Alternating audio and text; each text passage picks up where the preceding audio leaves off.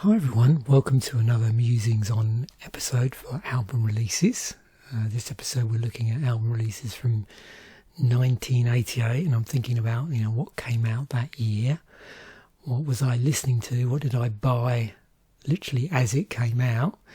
And then went on to still be, a favourite album of mine, of one of many. What albums did maybe I miss out on, and what albums don't I listen to anymore, but I enjoyed at the time. And then just weaving that round various origin stories of musical inspiration and stuff that I was doing at the time. So I think just generally 1988 was an interesting time for me because I was working in a lab, in a quality control lab. So of my first firm where I worked there from 81 through to about 93. So in 1988 I was a senior technician in a quality control lab, and I think that was my final full year as a senior tech. Then after that, about I think halfway through 89, I ended up getting my own department, which was all sort of project based, and also I spent a lot of time writing programs for improving systems that we were using, like computerizing systems. So this was probably my last year, which was fully lab based, and then I went over to more like a hybrid role in 89. But the other interesting thing is that over those years, I think from about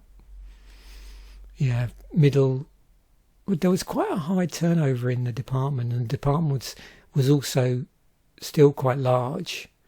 So it was always interesting when that was happening, believe it or not. It was I used to enjoy training people, so it was always nice training new staff and meeting new people and actually having enough people to be able to get, not feeling super rushed. So I know we had quite a lot of people working in the department, both people that were going to be there permanently and people that were there just, for a temporary period during the summer when it got real busy. So it's always interesting thinking back to those years where there was a high churn rate in my life, in a good way.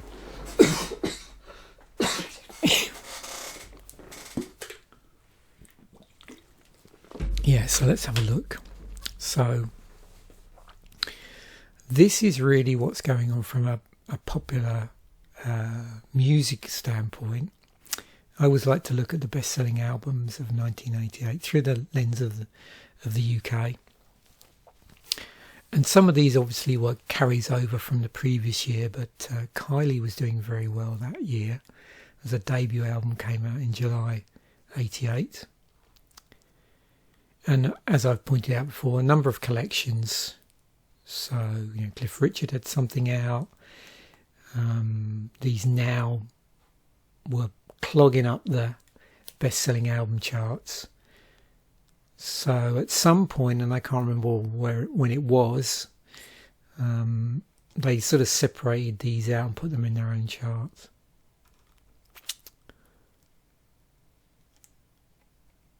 So we've got Heaven on Earth, which would have been 87. Okay.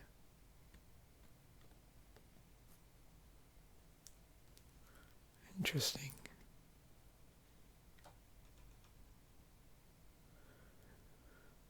Introspective by the Pet Shop Boys. I was listening to this the other day. I realised I did buy it when it came out, but I don't think I'll have to see if it was one that I flagged as something that I've still been listening to over the years. I don't think it was. What I've been doing now with these episodes, which I didn't do so much before. So with all of these, what I tend to do is create the bookmarks about a week in advance, and then I go away and do a quick overview listening wise. So I don't do much research on Wikipedia, but I do a lot of listening to albums that came out that year. But now what I've started doing is creating these playlists where I go through for the albums that were released in the Wikipedia article on albums from 1988 and pick just one track off of all the albums I recognise. So I end up with this huge playlist, and when I'm out walking I listen to it, and I find it's really helpful. It sort of takes me back, and I can sort of reflect on the sort of things I want to say and talk about in terms of chronology. I remember this coming out. I really loved this album. This Greatest Hits album came out later in the year. Played that a lot at the time. We got Faith by George Michael, which came out previous year. That was a big hit. We got Actually, which was their second album. That came out in 87, so previous year again had It's a Sin on it. I did buy that, I think, in 87. Kick was pretty big the previous year from 87, so no doubt I could talk about that in a 87 episode. Number one albums. Okay. What have we got? Where? Johnny H. Jazz, Morrissey. Seventh Son of a Seventh Son came out, 88. Tango in the Night by Fleetwood Mac. This was a big album. Yeah, a friend of mine used to play that a lot. Particularly the track Fast Car. New Jersey came out in 88. I remember that. Rattle and Hum, which is what that half live, half studio album. I don't think I own that. I think I've got like a... Did I have a single from around that time? Maybe just before, actually, thinking about it. Okay, so let's go through chronologically and just talk about albums that I bought when they came out, played a lot. So prior to this album being released, I wasn't... Yeah, I was aware of Marillion. I didn't buy any of their earlier albums. That came later. I bought them retrospectively. But I was particularly interested in the track Grendel, which is this 17-minute epic. So I actually bought this and then used to just play it incessantly. So as it says here, yeah, this is a compilation of B-sides. So yeah, I remember having this in the car, playing it a lot, but it was this track really more than anything.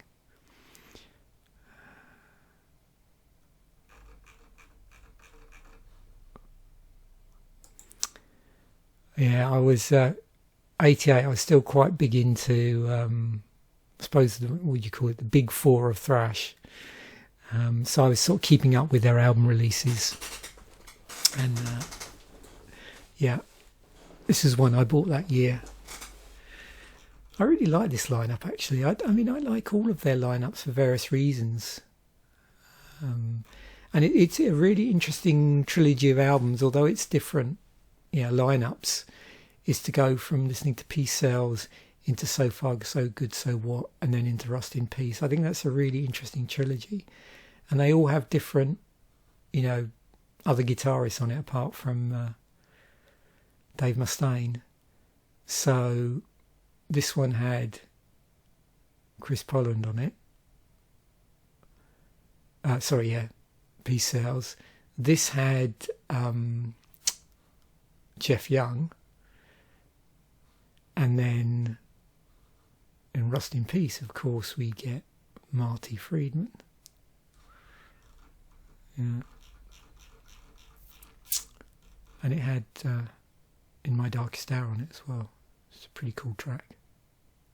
Yeah, I really enjoyed this album, actually.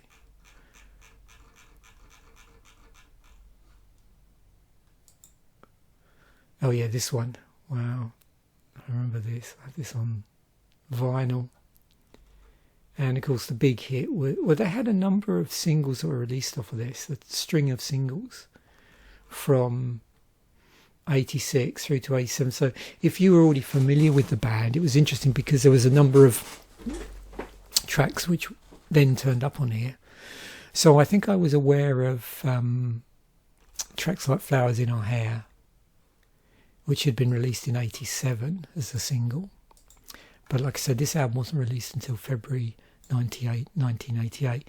The other reason I was sort of aware of the band was because the lead singer, Julianne Reagan, did backing vocals on God's Own Medicine. Is the vocalist in this band.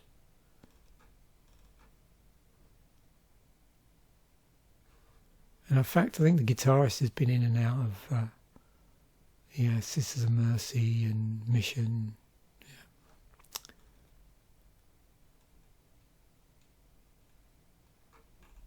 Yeah, I love this album. And of course there's that famous Martha's Harbour clip on the Top of the Pops performance. Yeah, where they're just sort of sitting there motionless because they don't realise that the backing track's being played. And when they came back, they insisted on playing the song live. So, yeah, there's a real peek behind the curtain there. If you weren't already aware that Top of the Pops was mimed at the time. Yeah, we have a Mission album, funnily enough. So yeah, I was listening to a lot of. So 88 musically was super diverse. It was sort of off the back of me in, I would say, end of 84 through to about 87, of going to a lot of gigs in Brighton and seeing a lot of bands like The Mission, Sisters of Mercy, Killing Joke. And so I was getting more into these, alternative gothic rock bands. But I was still sort of maintaining one eye on, crossover and thrash and stuff like that as well. So sort of keeping up a little bit with that, but at the same point, still quite heavily invested in a lot of, particularly UK alternative bands. But as I, obviously hung out with other people, I got into the sort of stuff they were listening to, or we got some commonalities came up as well, and there'll be a few of those albums I suspect here. So yeah, have this album, Four of a Kind. Also have Thrash Zone, and we did have Crossover in the house, but I don't think I owned it. So both me and my middle brother were big into DRI. And I do really like this album, even though it doesn't score very well.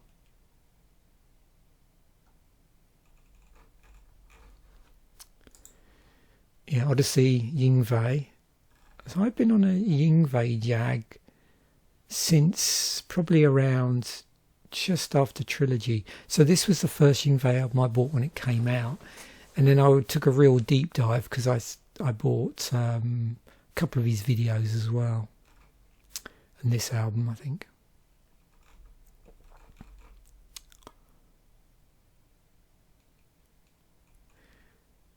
I'm trying to think what my favourite album by him is. Whether it's the first album, might be Rising Force, actually. I do really like Trilogy though. But this is pretty cool. This had, the other reason I was interested in this was it had Jolene Turner on it, who'd played in Rainbow, because it did feel like Yngwie had a sort of rotating cast of musicians, including vocalists. So it was always interesting to see who he was singing on his albums. Yeah, this one, Operation Mindcrime. Played this to death. Had it on cassette at the time, but I would say in the last 5 years I actually bought this on vinyl, just for posterity. Also, there was an interesting live video for this, which my middle brother bought.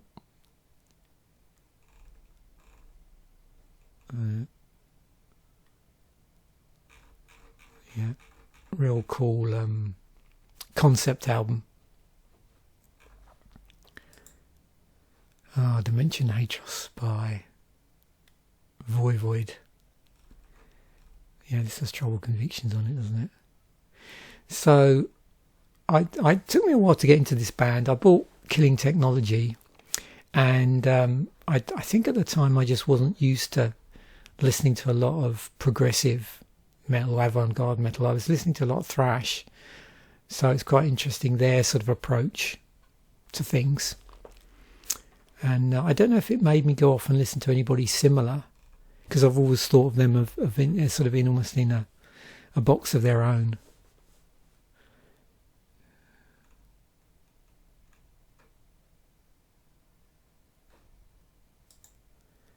Wide Awake in Dreamland. Yeah, this one, it's got all fired up on it.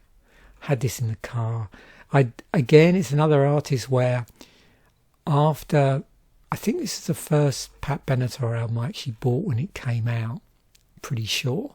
I think I'd previously bought Best Shots in '87, and there was one other album that I bought just a little while after it came out. But then I started to sort of retrospectively buy her earlier albums. And, you know, 88, I think, was when I went into a bit of a live video jag as well. So I remember buying a VHS cassette which had Pat Benatar live from a period sort of just before this, I think, from an earlier period. But this is a really strong track, all fired up. And I think I first heard that on the Friday Rock Show. I think I was still listening to the Friday Rock Show in '88. Oh, of course, this one, South of Heaven. So this followed on from Rain in Blood.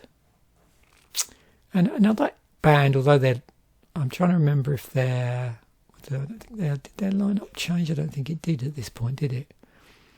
But another interesting trilogy of albums to listen to. And this more just because of the change in sound between these. So Rain in Blood into South of Heaven into Seasons in the Abyss. I mean, it was clear that they couldn't just do Rain in Blood 2, so they had to do something different. So they sort of slowed down, and I think also sort of rethought some of their solo stuff as well, you know, when they were playing leads. I think their leads didn't, or to me anyway, didn't seem quite so frantic, and were a little more, I don't know, planned out is the right word.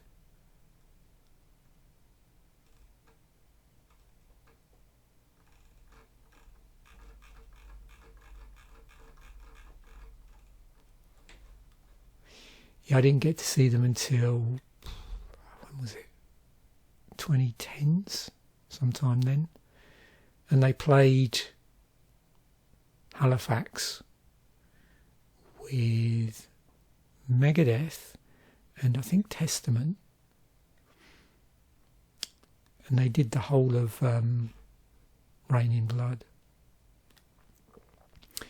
So, yeah.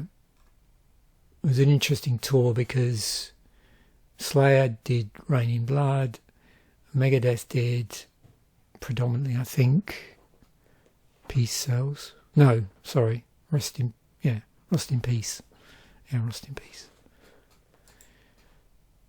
So I don't always talk about compilation albums in these episodes, but I do when they sort of, you know, I play them a lot. And this was one that I played a lot when I was walking on the forest, Substance by Joy Division. It's got a lot of more sort of obscure and harder to find tracks as well. And things like Atmosphere, which I'd heard but didn't have on any albums. And really I think it was, I'd already been listening to New Order prior to this and a little bit of Joy Division. But it was really after this point that I started to explore both bands' back catalogue a little bit more, I think. Speaking of Megadeth, so at the same time they released that album with Jeff Young, Marty Friedman had an album out called Dragon's Kiss, and I actually bought this when it came out. So I was aware of him before he joined Megadeth, and so I was pretty excited when I found out he was joining the band.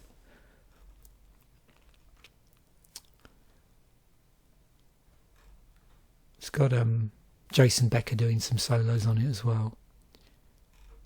So at the time, I can't remember when Jason Becker. Yeah, so it was the following year he was diagnosed with ALS. Yeah. That's right.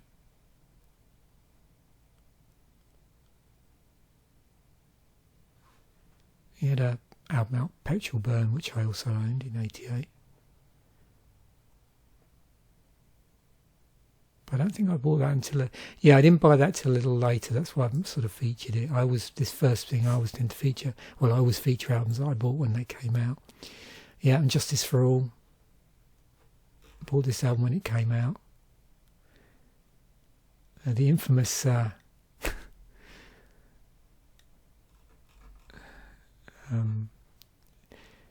bass that's sort of mixed very low in the...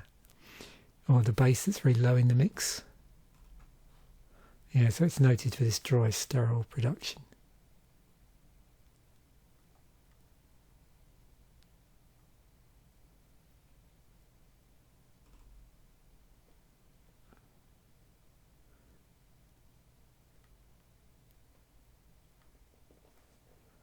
Wasn't there someone did I managed to get hold of something, and actually I thought I got the understanding they managed to sort of do a mix or something with a mix where the bass was higher, called something like Justice for Jason. I think that's right. Could be me misremembering something, which by whatever means boosts the bass on that.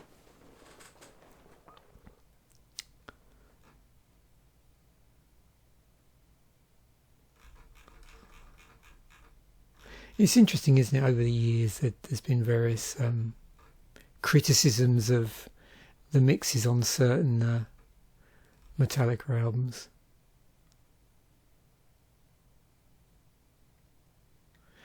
Yeah, it is. If you've ever played around with scooped guitar sounds, they can be problematic, where you sort of boost the lows and the highs and have no mids, and they can often muffle other instruments, which, because a lot of guitars have quite a punchy mid sound. Not all, but that, I suppose historically there's this thing with punchy mids which let the guitar sort of punch through.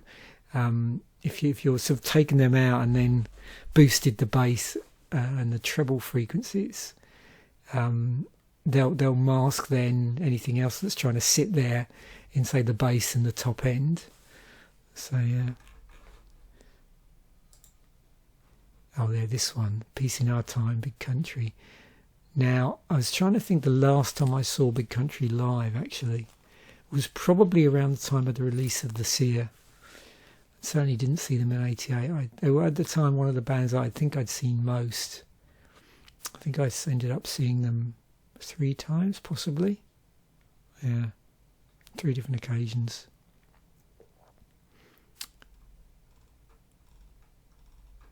Because I think at that point, the only band I'd seen more was The Cult. I'd seen 4. Once, actually, funnily enough, supporting Big Country.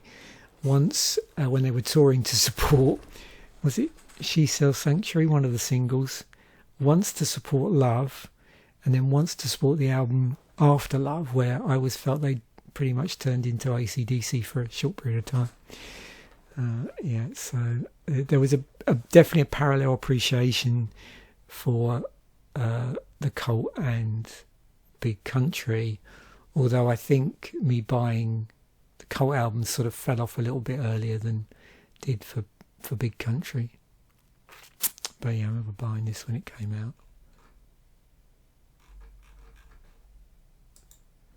Oh, From Enslavement to Obliteration, yes. I don't know, I can't even remember how I heard about Napalm Death, because I don't think anybody I knew would have been into them. So something must have got played on the Friday Rock Show. But I'm not sure which one of this. So I think also it was the first album I bought with just so many tracks on it. Like I had, was it 22 tracks on it?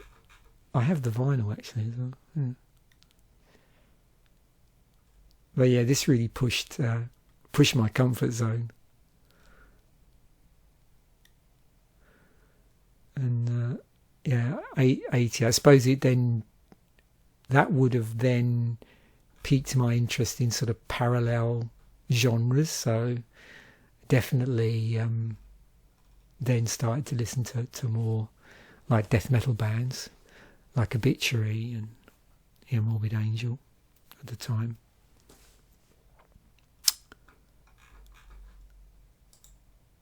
Now this Big Thing by Duran Duran. Yeah, I bought this when it came out. So how long? Yeah, it's pretty long album. Doesn't get very highly related, but I enjoyed it. Yeah, because it was quite a big change in the musical direction. So I did develop a bit of a cult following, and I must have been one of those ones in the cult. So it's playing on this. Oh, that's right, yeah.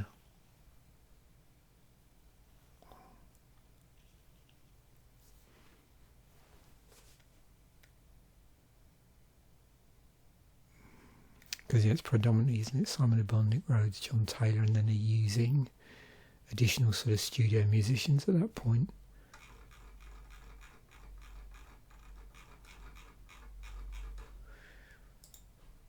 Oh, this album looks sharp. Yeah. So I probably just heard this on the radio. It's got The Look on it, Listen to Your Heart, Dress for Success. In fact, I've got a sneaking suspicion this is the one that I can remember.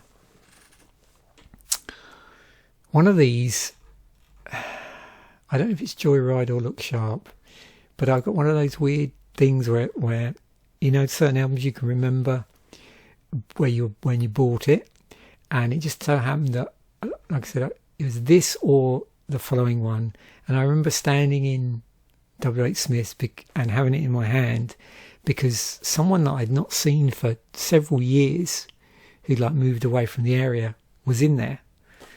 And yeah, so I got a feeling it's either this or Joyride. Yeah.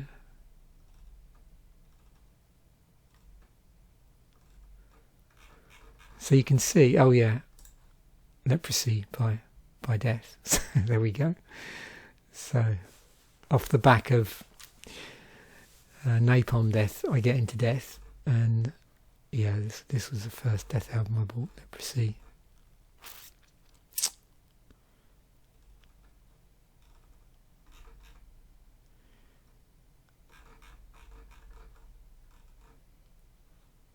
And then I suppose I got into the sort of trilogy of Leprosy, Spiritual Healing and Human. Those were the ones that I bought in order. Did I buy anything after that? I don't think I bought individual, but did I buy? Oh yeah, this is where things break down a bit. But I definitely bought these three albums when they came out. So Spiritual Healing, Human. Sorry, go back one. Leprosy, Spiritual Healing and Human. It was interesting. Listening to the development, but also was this the Leprosy? Was that the one with who played on this? So this had members of previously the band Massacre, I think.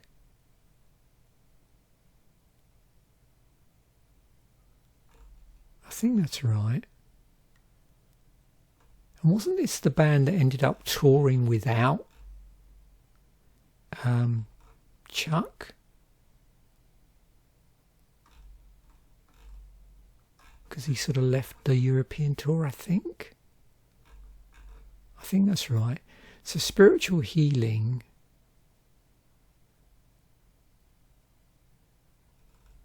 Were they still in band at this point? Oh, this is the one with James Murphy on it. So it must be after this album then when they... So Human was where Cynic... Oh, that's right, yeah. So Cynic played on Human. You've got members of Massacre plus others on these two albums. So it must have been between Spiritual Healing and Human where there was the tour, and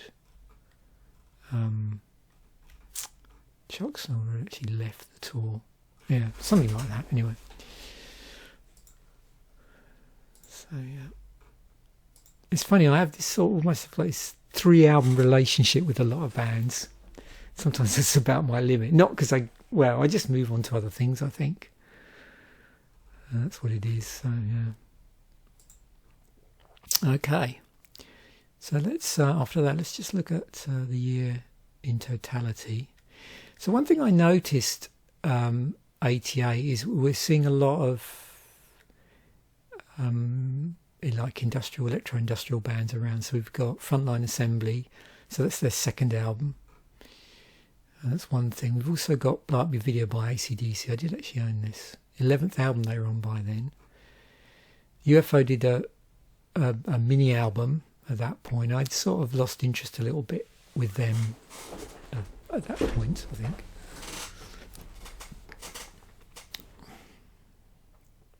Called The Jams, second album by them. KMFDM, Don't Blow Up Your Top album, which is second album. So yeah, there's a lot of these sort of second albums that I was aware of but didn't buy. I mentioned Children by the Mission, Idlewild, Everything But the Girl. They're on their fourth album by then. I think that's got the cover on it, hasn't it?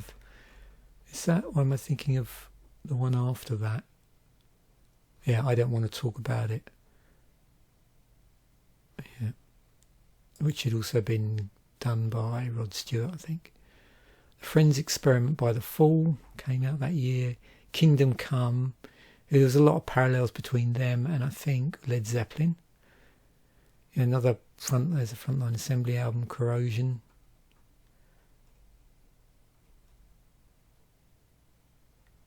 From Langley Park to Memphis, a third album. So that's the one after Steve McQueen. I did buy that when it came out. Surfer Rosa by the Pixies came out that year. Didn't buy that till a few years later. No Exit by Fate's Warning. I don't know if this has parallel lines on it or not. I don't think so. I'm probably thinking of Perfect Symmetry is the album that I probably heard a track off of. Wings of Heaven by Magnum. They were on their 7th album by them. King's X, second album. Destiny by Saxon. What were they on? 9th. Wow. I mentioned Odyssey, Deny, and Seventh Son of a Seventh Son. So this was their 7th album. It came out in 88. I didn't listen to the time it came out. I wasn't really keeping up with them by then. And what I did was years later, I did a backfill on all of their albums on CD. So I had a sort of random assortment of Iron Maiden albums, like the early stuff through to, I don't know, basically the first four or five albums on, cassette and or vinyl. And then years later, sometime in the 2000s, I went and just bought their back catalogue up to Seventh Son of a Seventh Son.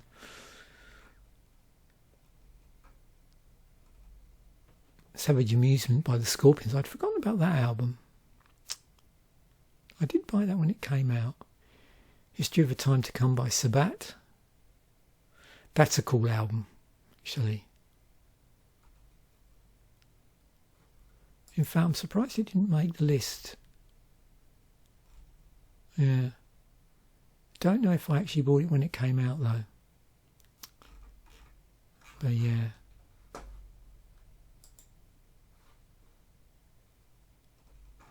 What else we got? What was Sade up to then? Third album. Operation Mindcrime, which we already mentioned. Vivid by Living Colour. That was their debut. New Order by Testament, second album. So they weren't quite as deep in as the other, the other thrash bands in terms of albums. Ram It Down came out that year. It's got that cover of Johnny B. Good on it. So I suppose you could say at this point they were sort of going back a little bit heavier. Or there was a sort of transition from the sort of previous, like slightly more synth-driven stuff.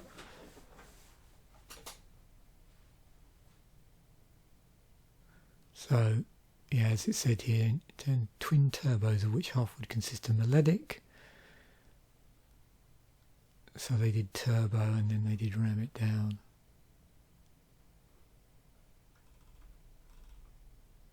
So there was definitely that move. It's funny they're talking about like a self-parody. I listened to this the other day, particularly the track Ram It Down, and I can see it as a sort of gateway into Painkiller myself, actually.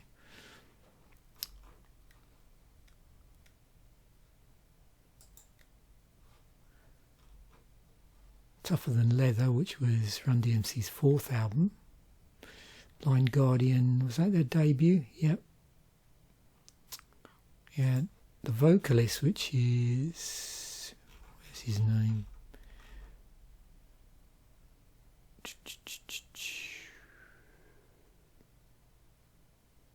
Oh, hang on, no, I'm getting them muddled up. This is...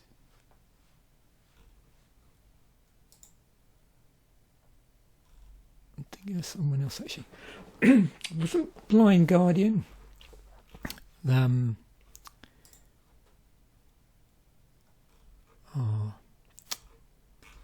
What's the band that... I always get confused, don't I? So I'm getting this band muddled up, actually. I'm thinking of somebody else. There's another... there's a guy that was auditioning for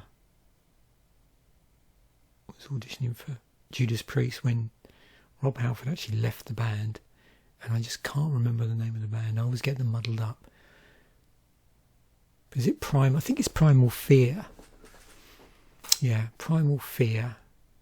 And then the other band I get muddled up with, Blind Guardian, is the one that was formed by an ex-member or ex-members of who did Keeper of the Seven Keys? Halloween? Yeah. So yeah, I always just get them totally muddled up. So yeah.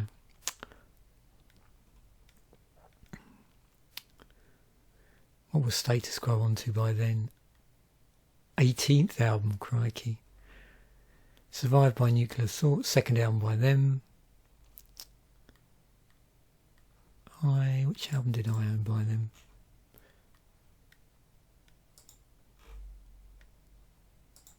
Must be Game Over from 86.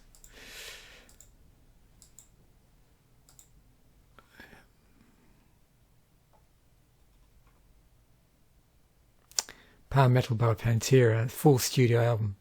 A lot of people don't realise quite how long Pantera had been going in the grand scheme of things. Eternal Nightmare by Violence. So this has got Rob Flynn in it of Machine Head, and also Phil Demmel, who was in Machine Head for a number of years. Outside the Gate. This is a really interesting album. It's like it just sounds so completely different from anything else. I can see stylistic origins from this album, the previous one. But yeah, the completely different sound. This is interesting, a bit of a weird thing to track down as well, the Courtauld tapes. Now, was Outside the Gate the one that was done based on... Yeah, that's right. Geometria, that's yeah. And they did a talk about the whole thing as well. Spoken word album. I didn't listen to that until years later. But yeah, bought this when it came out. Oh, Stripe In God We Trust. Remember that at the time. I already mentioned Dimension Hatros. Number of albums here I've already mentioned. I don't know if anybody remembers this band, Cinderella. So they were a glam band, but they were pretty like bluesy, really.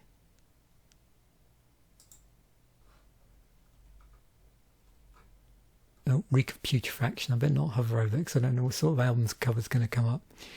But yeah, I didn't listen to that at the time. It took me a while to listen to the band. And of course, Carcass have. Well, it's interesting, looking at that because that album has. So Carcass have Bill Steer, who was also playing for Napalm Death as well. So he was on that Napalm Death album. And then he left Napalm Death and carried on with Carcass. In fact, there were several people involved with Napalm Death that were in, I think, multiple bands at the time. Here's Winger's debut. Assault with a Deadly Pepper. Second album by Salt and Pepper. Dragon's Kiss I already mentioned. Straight Outta Compton by NWA came out that year. I didn't really listen to that until several years later. I remember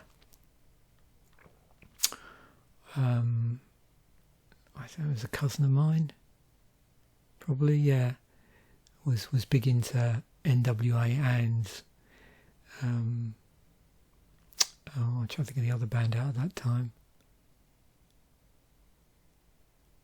Alongside being into thrash music as well, which is quite a common thing.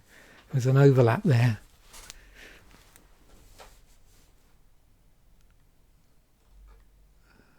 Nothing Shocking by Jane's Addiction. Didn't buy that when it came out, but I was aware of it. I was at Keeper of the Seven Keys Part 2. Bought that basically the following year. That's a really cool album.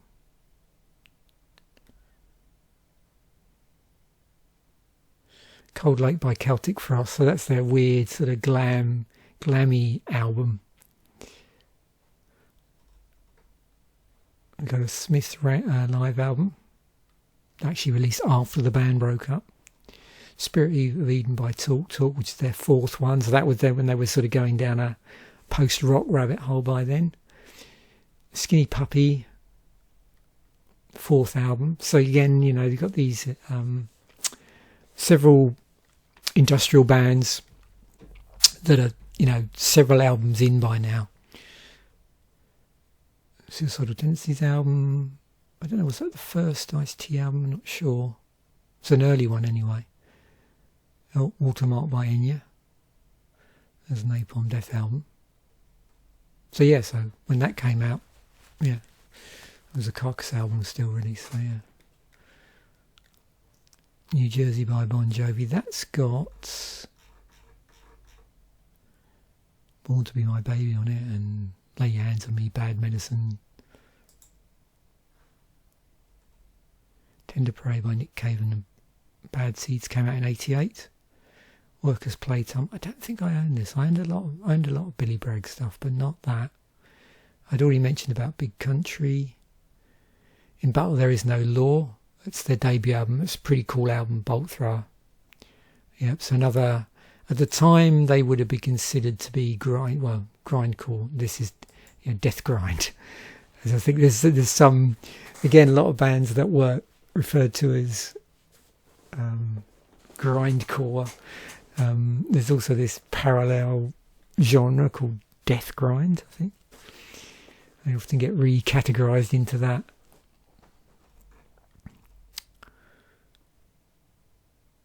I think it's another band that I became aware of through John Peel show. In fact, probably how I became aware of Napalm Death was through John Peel, I think. So yeah, he's got a lot to blame for some of my musical tastes over the years. So I know that's I first heard probably Napalm Death on there, Bolt Thrower, what's that other band later on, Isle Nathrak, that sort of thing. Particularly when I was driving back late at night from places, I'd often tune into that show. Sleep at All, Rattle and Hum we mentioned. Oh, is that the debut album by, Sarah McLachlan? So I didn't become aware of her until a lot later, but that was when the debut album came out. It's 88. Fire, Blood, Fire, Death by Bathory. That's got Fine Day to Die on it. That's a really good track. So would this be considered to be his first Viking metal album? Because the previous one was Under the Sign of the Black Mark. Yeah.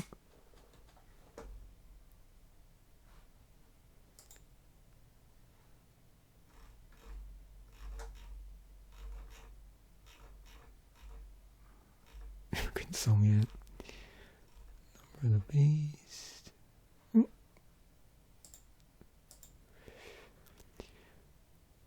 Fisherman Blues. What were they on by then? Fourth album. Everything, which was the third album by the Bangles. That's got Eternal Flame on it. I did own one of their albums, but I can't remember which one it was.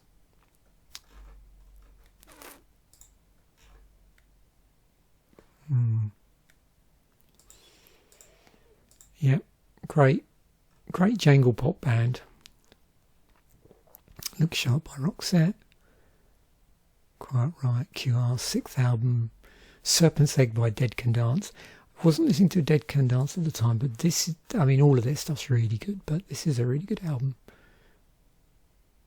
Yeah, as is that one. Interesting album covers as well. No Rest for the Wicked. It's funny, I know this album really well, but I didn't buy it. I think a friend had it, and he just used to play it all the time.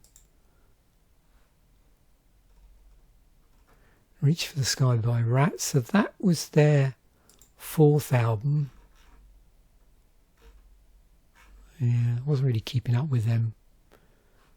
I think I have one album and a compilation by them.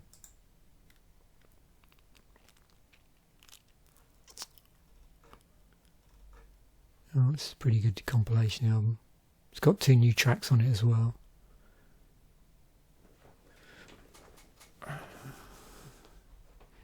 Debut by My Bloody Valentine. Second album by Happy Mondays. Third album by Candlemass. This is a really good album, but I didn't really start listening to them till after this period. GNR Lies came out that year. Front by Front 242. Yeah, this is a really good album. I didn't become aware of them until, I would say, sometime in 99 maybe, 2000s possibly. Yeah, I bought like a industrial metal compilation which had Front 242 on it and a few other bands as well.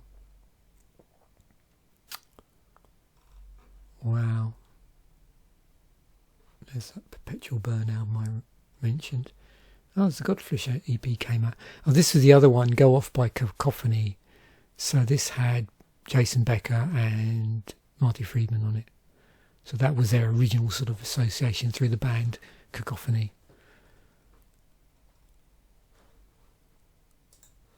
Okay, let's have a quick look here. So I did buy this on vinyl. I was a bit disappointed by the production actually on it, although the playing's really good. Anthrax State of Euphoria came out that year. My middle brother had that. I think he was keeping up more with Anthrax than I was. Saints Will Conquer, which is a live Armoured Saint album. I remember that. I didn't buy it. I can't remember which Atrophy album I had. It wasn't Socialised Hate though. Yeah.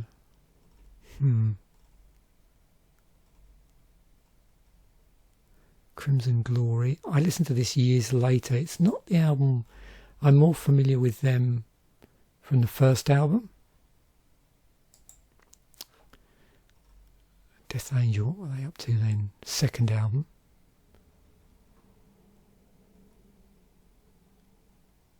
Exciter. Had an album out. What would that be by then? Fifth album they were on to by then. Yeah, Canadian speed thrash metal band, I suppose.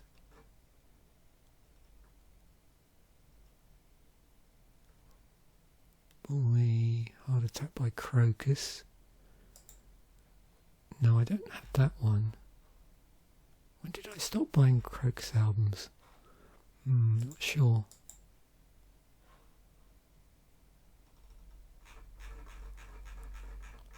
I was getting confused there because, of course, the album I'm thinking of is Metal Heart by Accept, I think.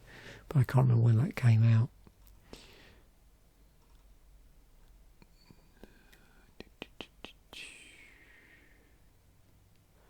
Oh, there were a few... Was this when there were a few of those sort of slightly jokey thrash metal bands around as well? Yeah. I seem to remember that being a particularly good album. I'm trying to remember what... Or was it that one? Which one is the one with... Yeah, I know one of my brothers had one of their albums, and I can't remember which one it was and which album it was. How far were Raven in by then? 7th album by that time. Sadus had Illusions out. Yeah, there's a number of albums sort of that are in that period between thrash and death metal that had albums out, like Sadus.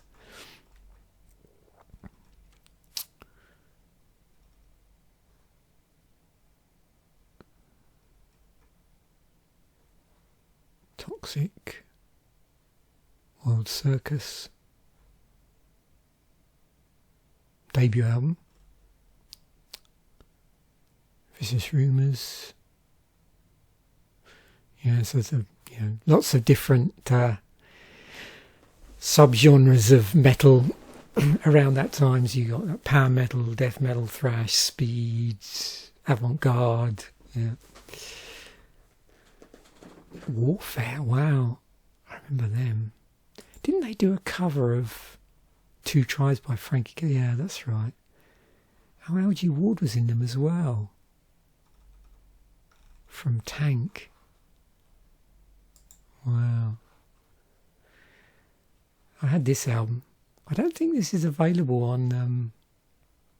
I've got it on vinyl. Or do I have the... No, sorry, I have the EP. That's right. I thought so. I have the EP. Yeah. Yeah, it was interesting when I was going through and sort of trying to listen to some of the stuff here. Not everything is on Spotify. Quite a lot of it is, but not everything. Wow. So let's have a look at the usual thing at the end of this episode. We'll have a quick look at the film, see if that jogs any other memories. So there's probably a few here that I actually saw at the cinema, thinking about it, like Coming to America. I remember going to see Big, Crocodile Dundee 2, Die Hard, and then the other ones probably I saw later on video, but certainly Coming to America, Big, Die Hard, and Crocodile Dundee 2 I saw at the cinema. So in year release. If we look sort of week by week, anything else bounce out? Yeah, I saw Colours on video several years later, and Willow, and Red Heat, and Who Framed Roger Rabbit, and Cocktail. Probably Nightmare on Elm Street, maybe. On video. I remember seeing this at the cinema, Fish Called Wanda.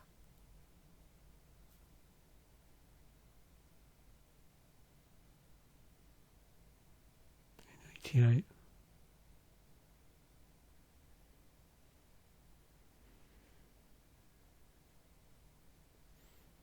It's all right, the reason why I'm pausing is I've got one of those, like, I'm trying to remember whether it's not so much a false memory where I've got memories muddled up because the time frame seems wrong against what I was doing, but I can remember, and I don't know if it was this or not, sitting watching this with a friend in the cinema, but I can't remember if that was one of the few times. So there's been occasions, one of the times I always remember watching films is where I've been in the cinema and there's literally been me and maybe the person I'm with and then nobody else. or very few people, and that happened with, I think, A Fish Called Wanda. It certainly happened with when I went to see, is it Rockstar, years later, which is the sort of film loosely based on the sort of Ripper Owens Judas Priest story. One time I went to see like an end of run of the first, was it the first one of the? So yeah, it was some end of run film. I think it must have been the X-Files, the first X-Files film. And I sort of went during the day at some strange time, and there was like just me in the cinema. I think one other person. Yeah. So, but for some reason I have a memory of that happening with A Fish Called Wanda, but I can't remember who I was with, because the person who I'm thinking I might have been with, because it was a weekday afternoon for some reason. It doesn't sort of match up with the year, and I know we saw it when it came out. But yeah, and it was at East Grinstead Cinema as well, but I could be getting muddled up with another film. So, Halloween 4, I can't remember if I've ever seen that or not. Twins, I watched years later. That Land Before Time, that was an animation film, wasn't it? Yeah. Wow. Oh, yeah, I remember seeing that on video, actually. Interesting.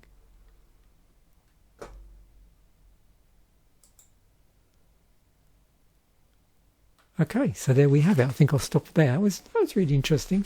Quite a diverse year for me musically, wasn't it? Looking at this, yeah, I'm sort of playing catch up with a lot of stuff. There's stuff like I've got these parallel threads as well of stuff that bands that I was going to see live earlier and had stopped going to see live, and then bands that sort of predate that in some way, particularly like the thrash bands. So there's probably a lot of stuff that I'm sort of re-picking up on as well. Yeah, new stuff. It's quite a diverse year musically. So thanks once again for watching. Bye for now, and I will catch you in a future video.